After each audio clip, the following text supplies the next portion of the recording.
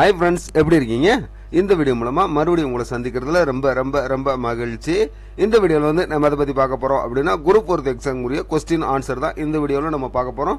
நம்ம சேனலை சப்ஸ்கிரைப் பண்ணாதவங்க சப்ஸ்கிரைப் பண்ணி வச்சுக்கோங்க ஃப்ரெண்ட்ஸ். நம்ம போடுற வீடியோ எல்லாமே உங்களுக்கு மிஸ் ஆகாமல் கிடைக்கிறதுக்கு வாய்ப்பு ரொம்ப அதிகமாக இருக்குது. அதோட வந்து நம்மளுக்கும் அடுத்தடுத்து வீடியோ மேக் பண்ணுறதுக்கும் உங்களோட அந்த சப்ஸ்கிரைப்பு, அந்த லைக், அந்த ஷேர் அப்படின்ற விஷயம் வந்து நம்மளுக்கு வந்து ரொம்ப ரொம்ப ரொம்ப ஒரு என்ன சொல்கிறது, இன்னும் வந்து எக்ஸ்ட்ரா ஒரு வைபவம் மனசுக்கு கொடுக்கும். ஸோ இன்னும் நிறையா உங்களுக்கான வீடியோவை மேக் பண்ணுறதுக்கு அது வந்து இன்னும் உந்துதலாக இருக்கும்.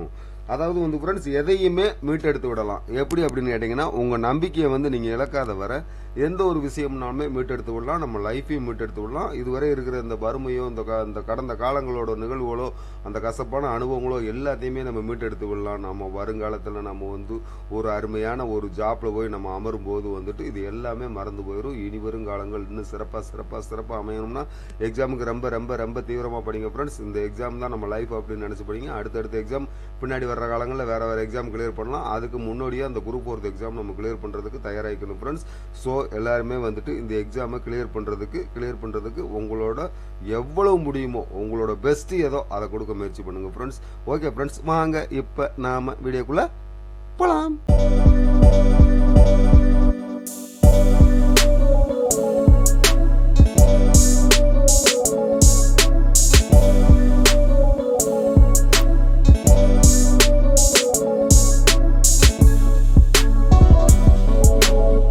வாங்க ஃப்ரெண்ட்ஸ், இந்த வீடியோட ஃபர்ஸ்ட் கொஸ்டின் பார்த்தலாம். நாகரிகம் என்பது எந்த மொழியிலிருந்து பெறப்பட்ட சொல் அப்படின்னா லத்தீன் மொழியிலிருந்து பெறப்பட்ட சொல். இது என்னது? நாகரிகம்.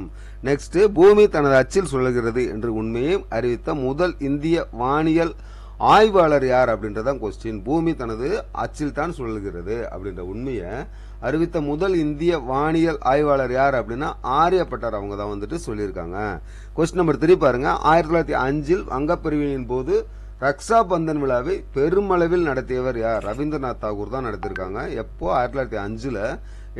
என்ன டைம் சிச்சுவேஷன் என்ன அப்படின்னா வங்க பிரிவினின் போது ரக்ஷா பந்தன் விழாவை வந்து பெருமளவில் நடத்தியவர் யாருன்னா ரவீந்திரநாத் தாகூர். கொஸ்டின் நம்பர் 4 பாருங்க. கட்டாய உணவு தானிய கொள்முதல் முறையை அறிமுகம் செய்தவர் யார்? அலாவுதீன் கில்ஜி. அலாவுதீன் கில்ஜி தான் வந்து கட்டாய உணவு தானிய கொள்முதல் முறையை வந்து அறிமுகம் செஞ்சிருக்கிறாங்க.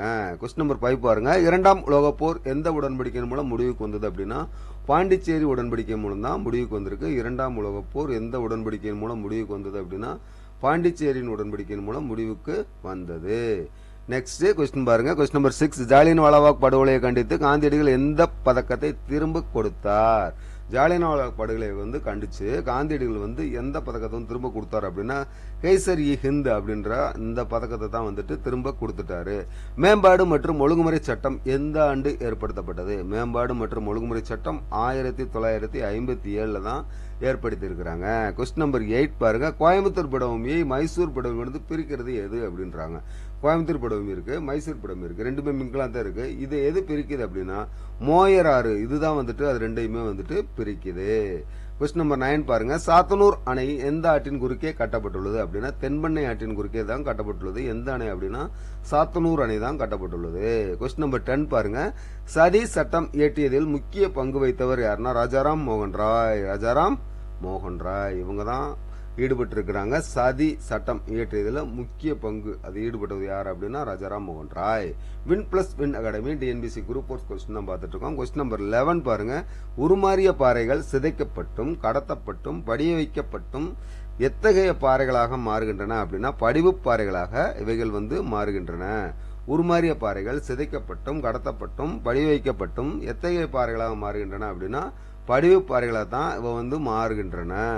கொஸ்டின் நம்பர் 12 பாருங்க. யார் அடிமைகளை விடுவித்து மக்கள் அனைவரும் தாங்கள் சொந்த மதத்தை தேர்ந்தெடுக்கும் உரிமை உண்டு என்று அறிவித்தார்? யார் வந்து அடிமைகளை விடுவித்து மக்கள் அனைவருமே தங்கள் சொந்த மதத்தை அவங்களே தேர்ந்தெடுக்கிறதுக்கு உரிமை இருக்கு அப்படின்னு சொன்னவர் வந்து மகா சைரஸ். இவங்க தான் வந்துட்டு அவ்வாறு சொல்லியிருக்காங்க. அடிமைகளை விடுவித்து அவங்க கிட்ட இது மாதிரி சொல்லியிருக்கிறாங்க.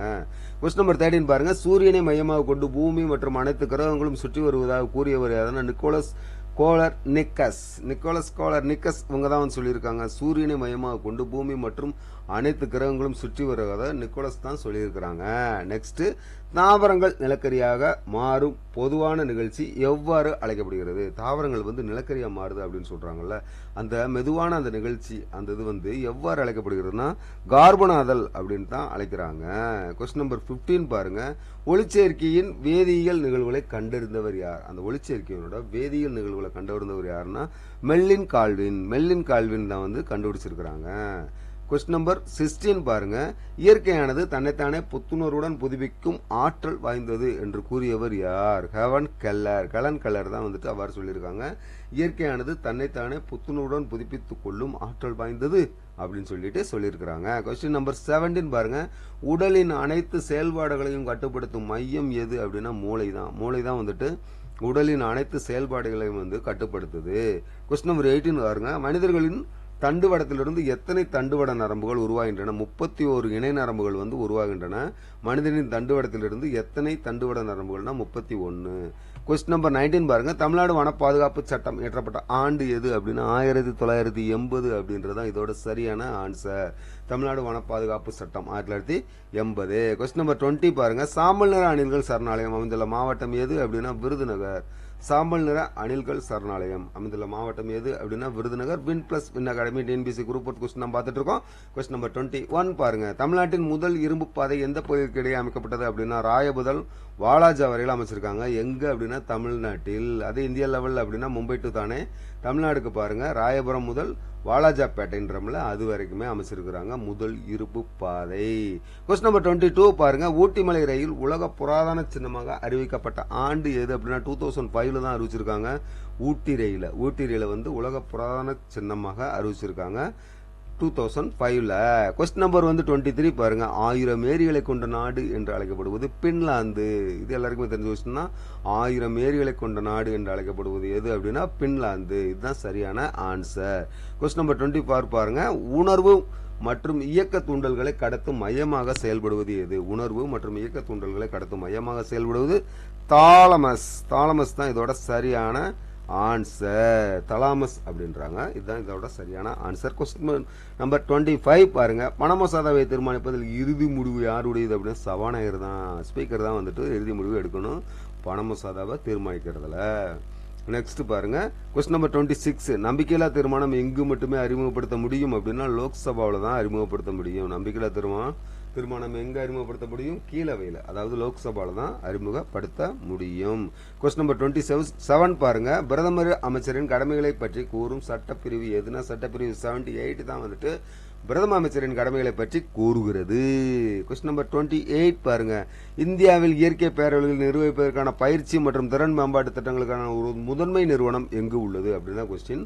இந்தியாவில் வந்து இயற்கை பேரழிவுகளை நிர்வகிப்பதற்கான பயிற்சி மற்றும் திறன் மேம்பாட்டு திட்டங்களுக்கான ஒரு முதன்மை நிறுவனம் எது அப்படின்னா தேசிய பேரிடர் மேலாண்மை நிறுவனம். இதுதான் வந்துட்டு இயற்கை பேரிடர்களை சமாளிக்கிறதுக்கு ஒரு ட்ரெயின் அப் கொடுக்குறாங்க. Next question number 29. நெப்டியூன் கோள்களுக்கு அப்பால் தொலைவில் காணப்படும் சிறிய விண்பொருட்கள் பெயர் யாது? நெப்டின் கோள் இருக்கு பாத்தீங்களா, அதுக்கு அப்பால வந்து தொலைவில் காணப்படும் சிறிய விண்பொருட்களின் பெயர் என்ன அப்படின்னா குறுங்கோள்கள் அப்படின்றதான் இதோட சரியான ஆன்சர். குறுங்கோள்கள். இந்த வீடியோவோட லாஸ்ட் கொஸ்டின் வச்சிட்டோம். கொஸ்டின் நம்பர் என்ன 30 அப்படின்றதான் அதோட கொஸ்டின் நம்பர் 30. அதோட கொஸ்டினை பாருங்க. 1870 ஆண்டு யாருடைய தீர்மானம் உள்ளாட்சி அரசாங்கத்தின் வளர்ச்சிக்கான வாய்ப்புகளை வழங்குவதை நோக்கமாக கொண்டிருந்தது? 1870 ஆண்டு யாருடைய தீர்மானம் உள்ளாட்சி அரசாங்கத்தின் வளர்ச்சிக்கான வாய்ப்புகளை வழங்குவதை நோக்கமாக கொண்டிருந்தன? மேயோ பிரபு தான். மேயோ பிரபு தான் கொடுத்திருக்காங்க. எப்போ 1870 கொடுத்திருக்காங்க ஒரு தீர்மானம். தீர்மானத்தில் என்ன சொல்றாங்க? உள்ளாட்சி அரசாங்கத்தின் வளர்ச்சிக்கான வாய்ப்புகளை உருவாக்குவதை நோக்கமாக கொண்டிருந்தது அந்த தீர்மானம். ஓகே ஃப்ரெண்ட்ஸ், தொடர்ந்து படிச்சுட்டே இருங்க. எக்ஸாம் வந்து நம்மளுக்கு ரொம்ப ரொம்ப ரொம்ப பக்கத்துலேயே வந்துருச்சு. இந்த எக்ஸாமில் நம்ம வின் பண்ணோம் அப்படின்னா நம்ம லைஃப் செட்டில்டு. ஸோ மறக்காமல் தொடர்ந்து படிச்சுட்டே இருங்க ஃப்ரெண்ட்ஸ். நம்ம சேனலை சப்ஸ்கிரைப் பண்ணாதவங்க சப்ஸ்கிரைப் பண்ணி வச்சுக்கோங்க ஃப்ரெண்ட்ஸ். இது மாதிரி ஒரு மிகச்சிறந்த வீடியோவில் மறுபடியும் உங்களை சந்திப்போம். அதுவரை நல்லதே நினைப்போம், நல்லதே நடக்கும். Thank you so much.